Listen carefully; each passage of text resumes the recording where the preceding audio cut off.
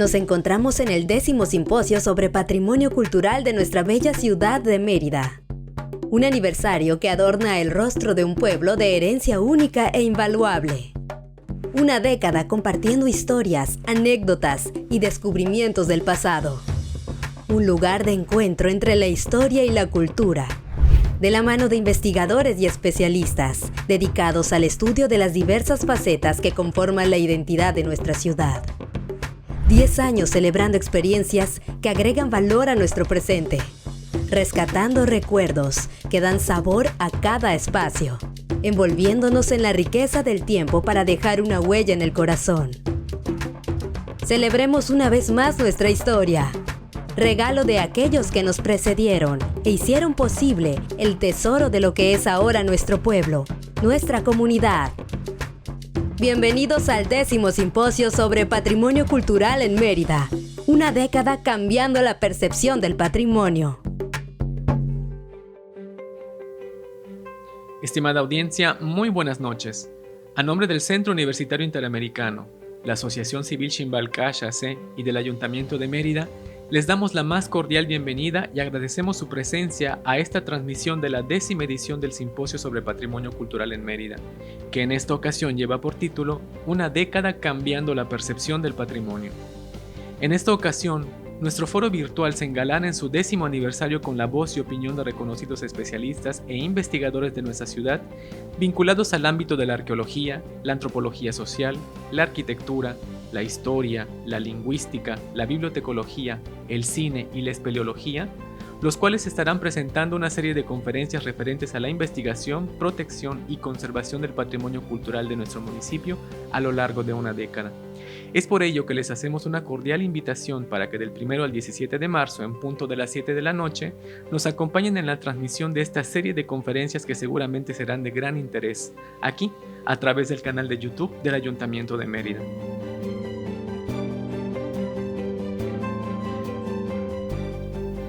A continuación recibiremos al Dr. Manuel Arturo Román Kalish. Él es doctor en arquitectura y se desempeña como docente en la Facultad de Arquitectura de la Universidad Autónoma de Yucatán, impartiendo cátedra en la licenciatura en arquitectura y en las maestrías de arquitectura y conservación del patrimonio, así como en el doctorado interinstitucional en ciencias del hábitat. También se desempeña como investigador de la FAUADI en la línea de tecnología constructiva histórica. Es miembro del Sistema Nacional de Investigadores en el Nivel 1, del Docomomo México y del Fórum UNESCO. Ha realizado publicaciones de diversos artículos de investigación, capítulos de libros y un libro completo en editoriales nacionales e internacionales. A continuación lo recibiremos con la ponencia El patrimonio edificado en el Porfiriato, el equipamiento en Mérida, Yucatán. Bienvenido.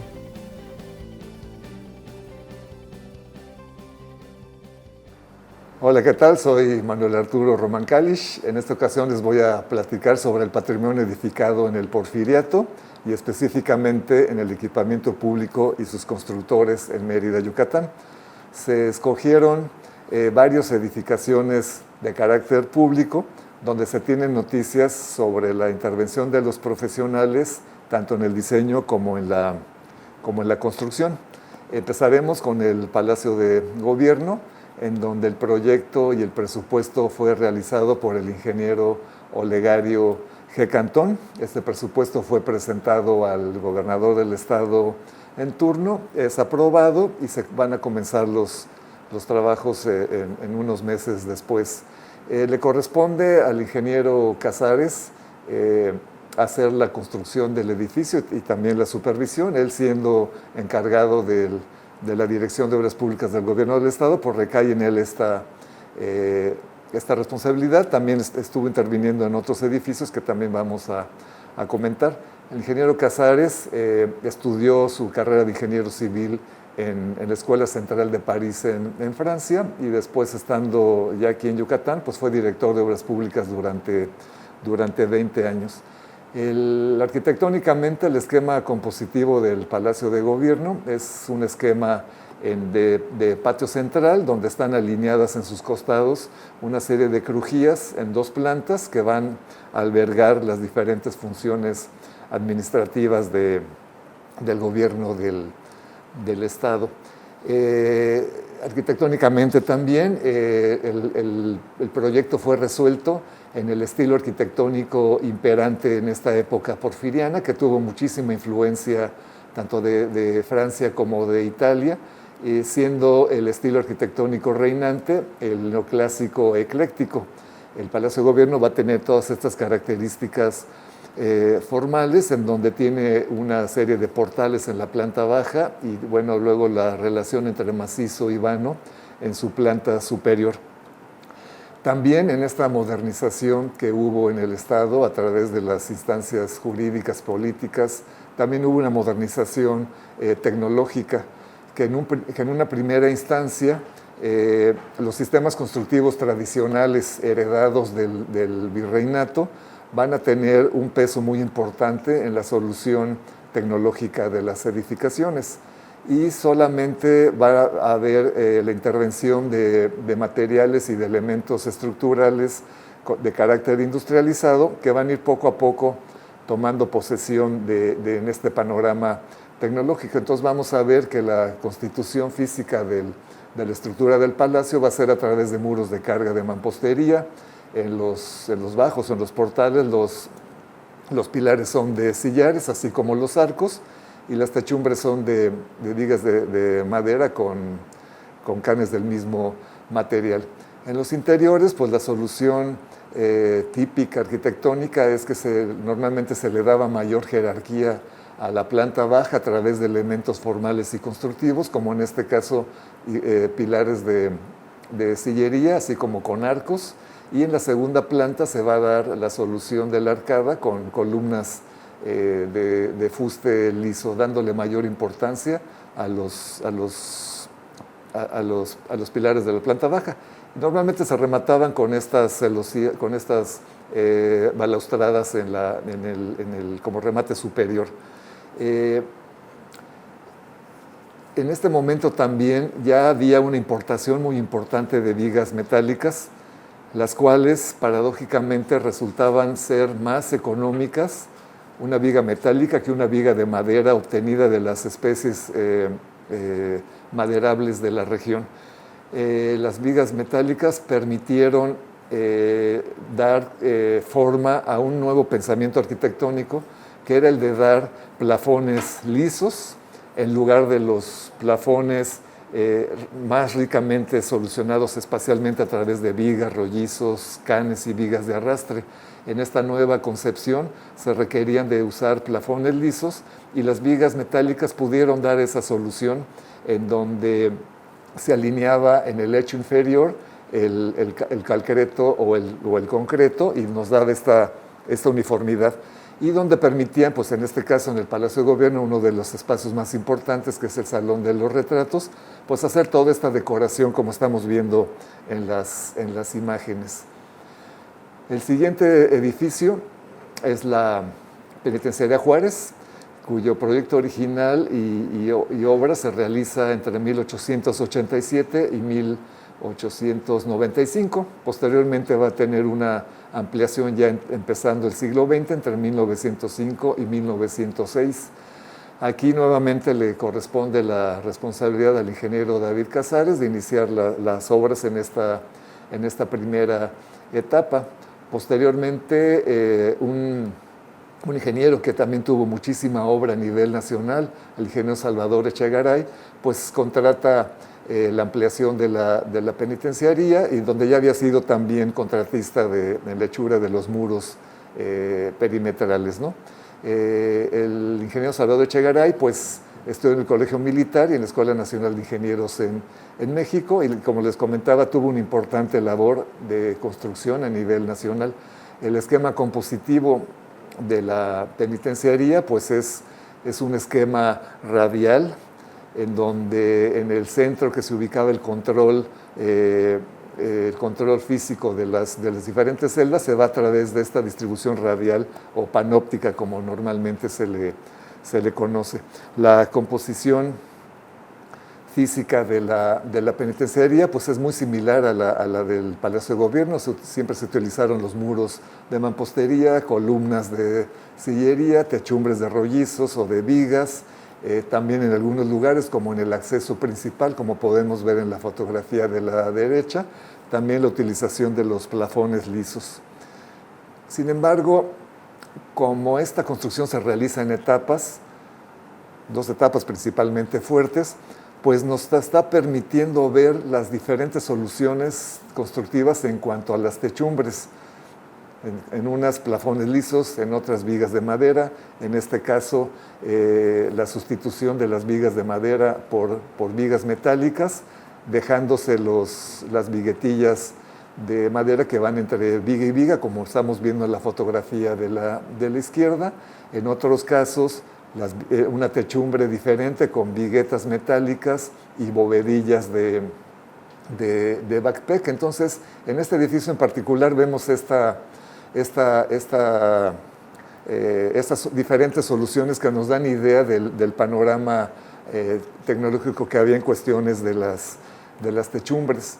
También vemos en este caso de la fotografía de la izquierda cómo se lograba el plafón liso. Aquí no hay un acabado para tapar las viguetas, pero aquí pues, nos permite ver esta solución constructiva en donde todo está nivelado al lecho bajo de las viguetas y del backpack. En esta otra de los pasillos de las celdas, pues bueno, se cambian las vigas de madera por viguetas metálicas, se dejan los canes de madera y se dejan también las viguetillas. Entonces, esto nos indica un proceso inicial de sustitución de materiales. La modernización que se da a nivel tecnológico con la importación de nuevos materiales como el cemento y el acero no va a constituirse como un sistema constructivo en toda forma que a partir de ese momento va a empezar a utilizarse, sino que empieza nada más una sustitución de elementos de madera por elementos metálicos. Aquí, por ejemplo, vemos estas soluciones de las cornisas, en donde en la época colonial se hacían a través de piedras en voladizo, y después en la época moderna se dan a través de volados de concreto. Aquí la solución es con viguetas metálicas apoyadas en unos canes de madera, y con eso se solucionaban las cornisas. Sin embargo, como les decía, el concreto armado, que fue un material que a principios de siglo empieza que llega a Yucatán y se empieza a utilizar, pero de manera un poco restrictiva, pues no permea aquí en esta obra. Los arcos, en este caso, este arco apuntado se va a solucionar como se solucionaban todos los arcos en la época virreinal, a través de la piedra aparejada, ¿no? de mampostería. El siguiente edificio es el Teatro José Peón Contreras, que se va a construir entre 1900 y 1908, una obra muy importante que se le da al arquitecto italiano Enrico Deserti. Él presenta un proyecto en toda forma del teatro, convence a los miembros del consejo de la empresa que eran dueños del terreno y todo, y les promete que en un cierto determinado tiempo va a terminar la construcción del teatro. Este arquitecto Deserti, pues bueno, italiano, estudió en Roma y llega a Mérida, y va a tener también una actividad proyectual y constructiva importante en edificios también de mucha jerarquía en la ciudad, como en este caso el Palacio Cantón, las Casas Gemelas y el Palacio Cantón, ¿no? El teatro también aquí que estamos viendo. La composición arquitectónica del teatro, pues es vamos a decir que la clásica composición arquitectónica. Se accede a través de un vestíbulo foyer, se sube por las escaleras para llegar a los diferentes niveles y se llega a la sala de espectadores, rematando en el escenario. Ustedes pueden ver aquí la arquitectura del teatro es también ecléctico neoclásico, con una serie de almohadillados en la primera planta y acabados ya no tan profundos en la segunda. La solución es a través de grandes macizos y vanos en la planta baja, y arriba ya una solución más abierta a través de pilares y columnas de cantería. Sin embargo, Deserti no cumplió con lo que él mismo se comprometió con el consejo, y un buen día agarró y se fue. Pero no nada más se fue, se llevó con él todos los planos, toda la información del teatro, y dejando sin nada al consejo. En las publicaciones de la época, pues la vacilada era que Deserti desertó. Entonces, un muy mal trabajo que hizo, dejando inconclusa la obra, con muchos problemas de retrasos, etc. Después lo retoma otro arquitecto italiano, que es Nicolás Allegretti, y él sí ya replantea el proyecto, y con lo que estaba construido, a una edificación pues de menor envergadura y escala, que se podría terminar en el tiempo necesario, ¿no? que se había comprometido Deserti. En esta fotografía, pues bueno, podemos aprovechar, ver cómo estaba todo dándosele acabados a al costado sobre la calle 57, con todo el andamiaje de madera, y luego ya tenemos una foto actual de cómo está terminado, ¿no?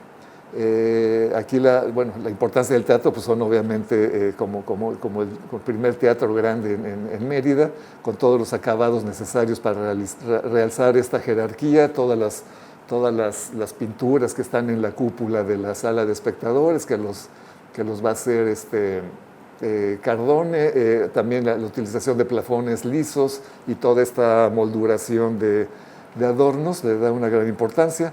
Y pues bueno, afortunadamente el daño que hubo en el incendio de hace unos meses pues no fue muy poco, y el teatro pues podemos decir que va a ser rápidamente reparado y va a ser vuelto otra vez a sus funciones, ¿no? Pasamos al siguiente edificio, que es la Ferretería El Candado.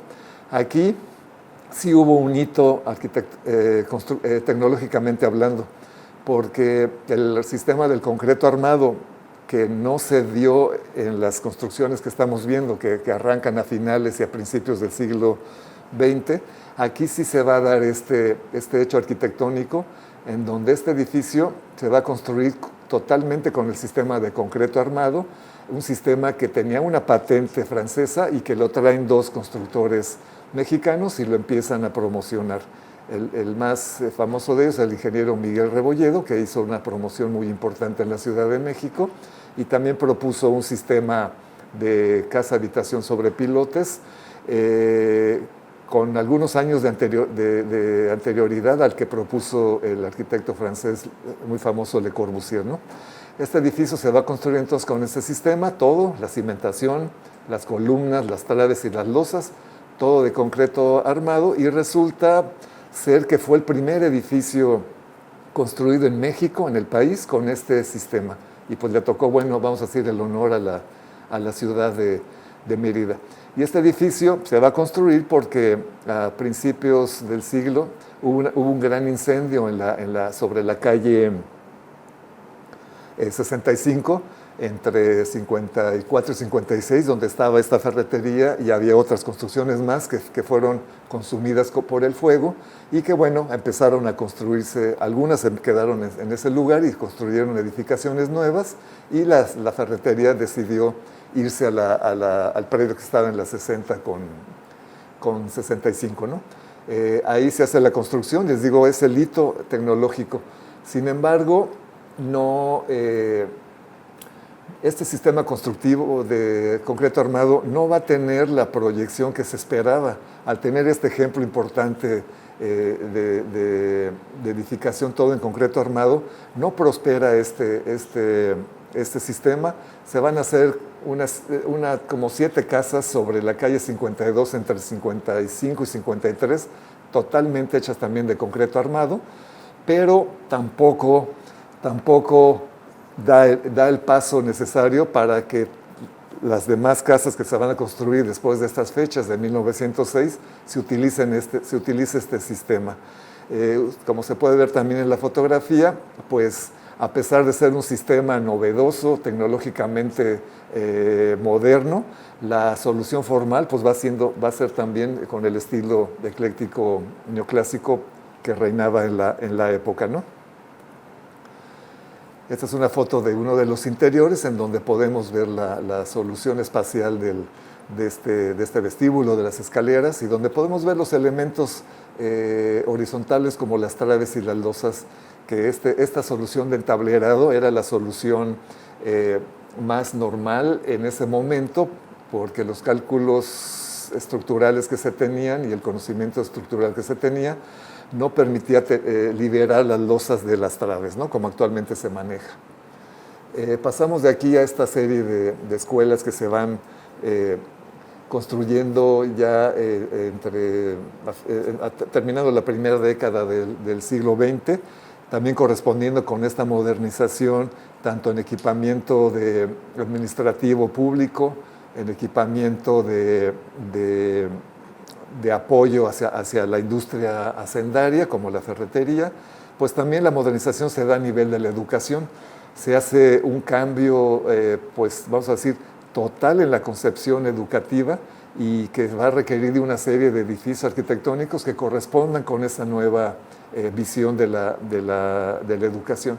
Y vamos a tener entonces en Mérida, se construyen 3 centros escolares, que estamos viendo que es el del barrio de San Sebastián, que se construye entre 1901 y 1907. Formalmente, arquitectónicamente, pues es la misma solución ecléctica neoclásica, y también vamos a ver que las soluciones tecnológicas pues se van a realizar con la misma tecnología tradicional, muros de mampostería, cerramientos de piedra, en donde aquí ya va a haber este proceso de inclusión ya de algunos elementos de concreto, como las columnas lisas de concreto. Las traves todavía no se manejaban de concreto, sino que se hicieron como una solución mixta entre poner una serie de vigas metálicas que cubrían todo el ancho del espesor del muro, y encima un conglomerado de piedras y mortero o concreto, ¿no? Vamos a decir que eran unas traves hechizas en donde todavía los constructores de estas escuelas no se animaban a utilizar el concreto armado en elementos horizontales, porque también la solución de los andadores pues va a darse a través de las vigas metálicas, no con elementos de concreto, ¿no? La siguiente escuela, y también que se sale un poquito de la escala que se manejó, la de San Sebastián y la de Mejorada, que seguida lo vamos a platicar, es la escuela Nicolás Bravo en el barrio de Santiago. Aquí hubo todo un proceso de diseño, de proyecto para la escuela, un proceso de revisión y de correcciones hasta que se da ya la autorización. Aquí el ingeniero Julio Berens fue el que realizó todo el proyecto y las especificaciones, y le correspondió al arquitecto revisor pues hacer todas estas listas de comentarios y todo, ¿no? A Miguel Ayora.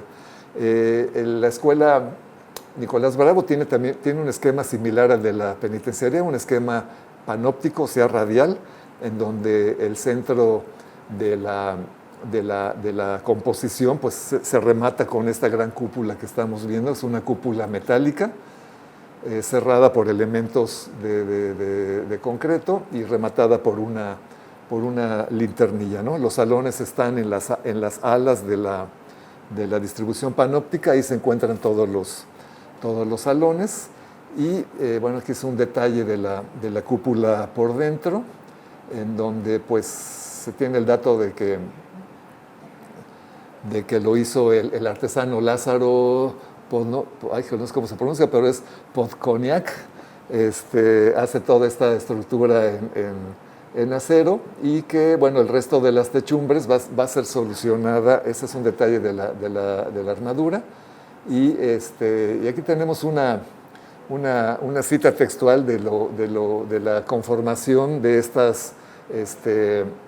nueva manera de entender la educación y la solución arquitectónica que permita la enseñanza de esa manera, ¿no?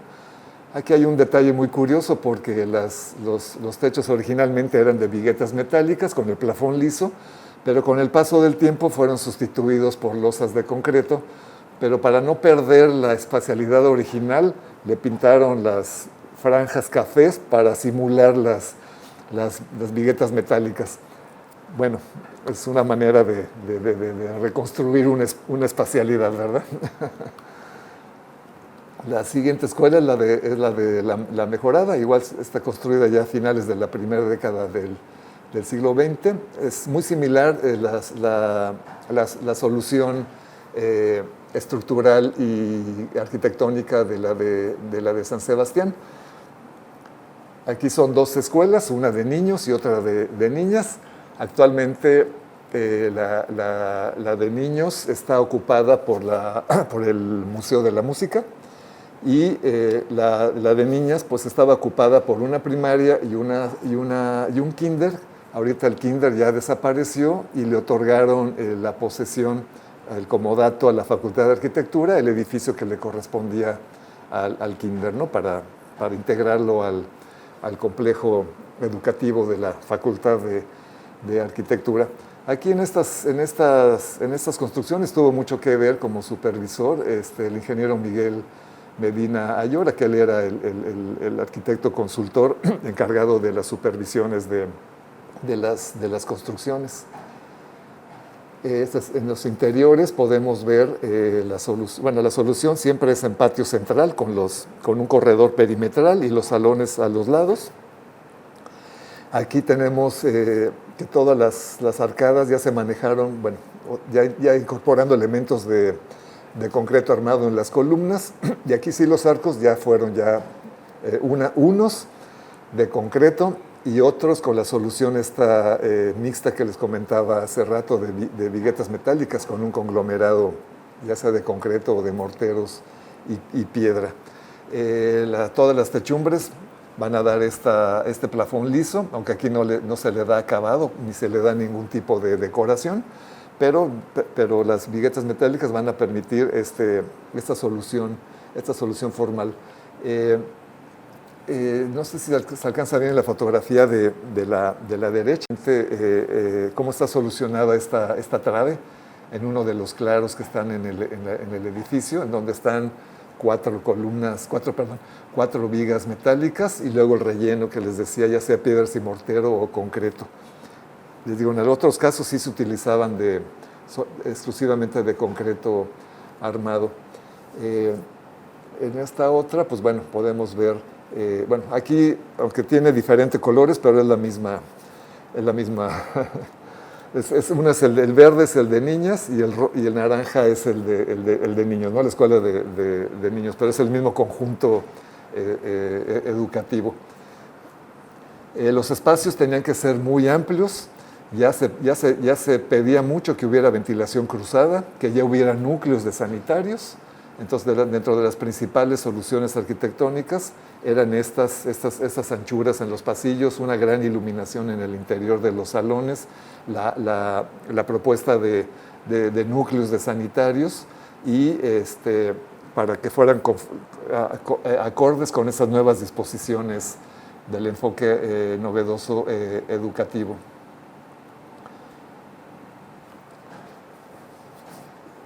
Los muros van a ser de mampostería, pero aquí ya vamos a ver también una transformación en la manera de construir los muros.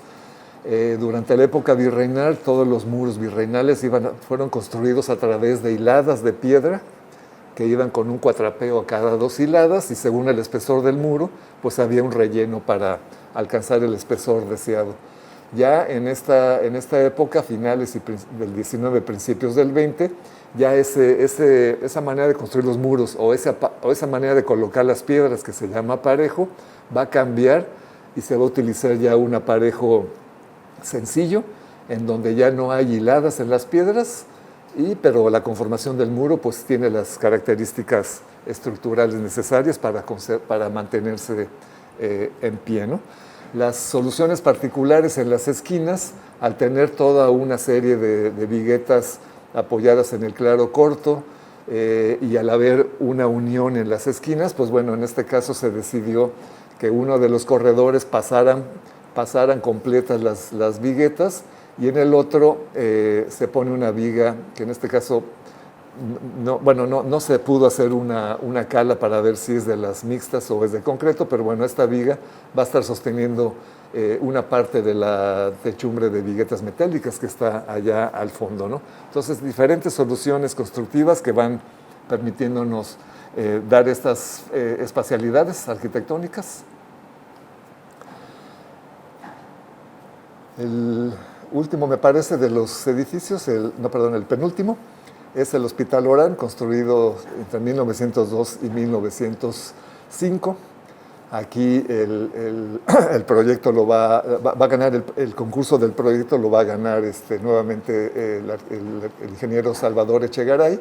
Aquí también estaba metido Enrico de Certi, que bueno que no lo ganó, sino también hubiera dejado mal al hospital. Y bueno, se escoge la propuesta de Echegaray para hacer el conjunto hospitalario. Su siembra es muy interesante porque son dos tiras de crujías independientes de edificios con una separación muy adecuada para que hubiera ventilaciones cruzadas, etcétera, etcétera. No hubiera nada de congestionamiento, vamos a decir, en cuestiones de virus, etcétera, etcétera, bacterias. Entonces está muy bien diseñado en ese sentido. Y bueno, cada uno de los pabellones pues va a tener enfermos con algún tipo muy particular de enfermedad. El edificio administrativo va a estar en la parte de abajo que colinda con la avenida Itzáes, y aquí tecnológicamente vemos dos tipos de sistemas constructivos. El sistema constructivo tradicional ya adecuado a la primera década del siglo XX, que es el edificio administrativo, muros de mampostería, techumbres de viguetas metálicas, y un sistema nuevo, novedoso, tanto en los andadores, que van a ser andadores cubiertos con estructura metálica y lámina, y en los pabellones la parte de las camas va a estar solucionado con armaduras metálicas que ahorita vamos a ver, ¿no? Este es un gráfico en el tiempo donde ya se termina todo el complejo. Vean ustedes ahí que también tenemos una serie de datos de lo que costó. Siempre hay una tendencia en que se hace un presupuesto y la obra cuando se termina ya costó más de lo que estaba presupuestado originalmente. No es algo que le corresponda nada más a nuestra época actual, sino que se da desde siempre, ¿no? Nunca hay una concordancia entre lo proyectado originalmente y presupuestado con lo que en realidad cuesta, ¿no? Una fotografía de unos años más adelante y una fotografía pues más o menos actual del estado de conservación de la parte administrativa. Y esa es la solución que les comentaba en los andadores, una serie de columnas de hierro fundido sosteniendo unas armaduras metálicas y cubiertas por lámina de zinc originalmente. Se han mantenido en muy buen estado. Eso nos habla de la buena calidad de los materiales empleados. En los pabellones, en la parte de las camas, se utilizó este tipo de solución, una serie de armaduras metálicas y cubierto por una serie también de placas de concreto armado que se construyeron en el sitio, fueron levantadas y colocadas en el lugar. Esa sería la foto de la izquierda. La de la derecha vemos pues la separación entre pabellones y las diferentes soluciones formales entre una fachada y otra del espacio, ¿no? Aquí pues hubo también, como cuando se incorpora un nuevo sistema constructivo y estructural, pues siempre va a haber un proceso de aprendizaje, y en ese proceso de aprendizaje pues hay una serie de errores. Por ejemplo, en la ferretería, el candado, cuando se terminaron de colar algunas columnas, al día siguiente se le ocurrió a un albañil poner una escalera y subirse, y se fue con todo y todo, ¿no? O sea, no le dieron el tiempo necesario a la columna para que ella adquiriera una resistencia. En el caso de estas techumbres con losas de concreto armado unidas entre sí, selladas, pues hubo una gran lluvia, ya una vez inauguradas las instalaciones, en donde todos los pabellones, o la mayoría de los pabellones, se tuvieron muchas goteras y se metió el agua de una manera impresionante, ¿no? Entonces tuvieron que ir y empezar a reparar todo esto. Pero les digo, son errores, vamos a decir, normales, en lo que se va aprendiendo y dominando un sistema nuevo, ¿no? Aquí también el tinaco se va a construir no de lámina, como se hacía normalmente, sino se hace todo de concreto. Igual se utilizó la misma patente del concreto Genevic. Y, bueno, nos faltarían todavía el Palacio Federal, que también va a tener que ver el ingeniero Echegaray con su socio Latín. Este palacio tiene una composición arquitectónica de un cuerpo central vestibular escoltado por dos elementos que le van a provocar una serie de luces y sombras en los paramentos, siempre el mismo estilo ecléctico neoclásico. El Palacio de Correos albergaba telégrafos al correo y otras oficinas administrativas. Para 2007 estaba en muy mal estado de conservación, se interviene, se restaura y es ahorita actualmente el museo de la ciudad. Estas son algunas de las imágenes de los interiores, del vestíbulo de acceso del lado derecho y una de las salas de exposiciones del lado izquierdo, donde podemos ver ahí también estas columnas de hierro colado que sostienen a toda esta nave de los extremos, ¿no? Y por último, otra ferretería, la Ritterambuch, que se hace paralela a la construcción a la del Candado en 1903. Su fachada, como lo podemos observar, totalmente en el mismo estilo arquitectónico. Pero aquí este edificio,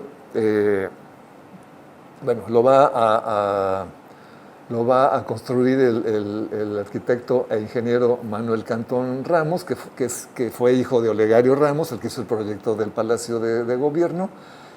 Manuel Cantón Ramos hizo una serie de construcciones muy interesantes, muy importantes. Participó también en el Palacio Cantón, en las Casas Gemelas, etcétera. Pero bueno, tuvo que ver con esta ferretería. Él estudió dos carreras, estudió la carrera de ingeniero civil en Inglaterra y luego se fue a Francia a estudiar la carrera de arquitecto. Entonces, una formación muy completa que le permitió, pues, él mismo ser su propio consultor en cuestiones de estructuras y todo, ¿no? Aquí esto se solucionó con una primera parte. Vamos a decir que la parte de venta se soluciona con estructuras metálicas, de concreto, como podemos ver en la fotografía de la izquierda, una serie de armaduras de concreto con una serie de losas entableradas, y la parte donde eran las bodegas va a ser estructura metálica. En la fotografía de la derecha, pues se alcanza a apreciar la estructura de la escalera que se ven las vigas metálicas por ahí, y en la planta alta sí se ven completamente las columnas y las vigas metálicas de alma abierta con los cuales se construye esta parte. Una solución muy, muy interesante, pero que les digo, no se construyó totalmente ni en concreto armado, ni totalmente en estructura metálica. Y detalles de las soluciones en las losas, que son losas también entableradas, y detalles de las armaduras, que por la forma que tiene podría pensarse que es una armadura metálica recubierta con algún material contra el fuego, pero también pues podrían ser de concreto precolado, ¿no? Como nos decía la cita textual de la lámina anterior. Y bueno, y con esto pues se termina este recorrido muy rápido de esta serie de edificios de equipamiento, pero que nos muestran por un lado esta modernización administrativa pública, en donde se ponen en juego todos los conocimientos constructivos y estructurales del momento. Coincide con un cambio en un proceso de de sustitución y luego pasa un cambio ya de apropiación y de implantación, y que es el germen para luego toda la arquitectura que se construye en el periodo revolucionario y luego en el periodo moderno. Pues por su atención, muchas gracias.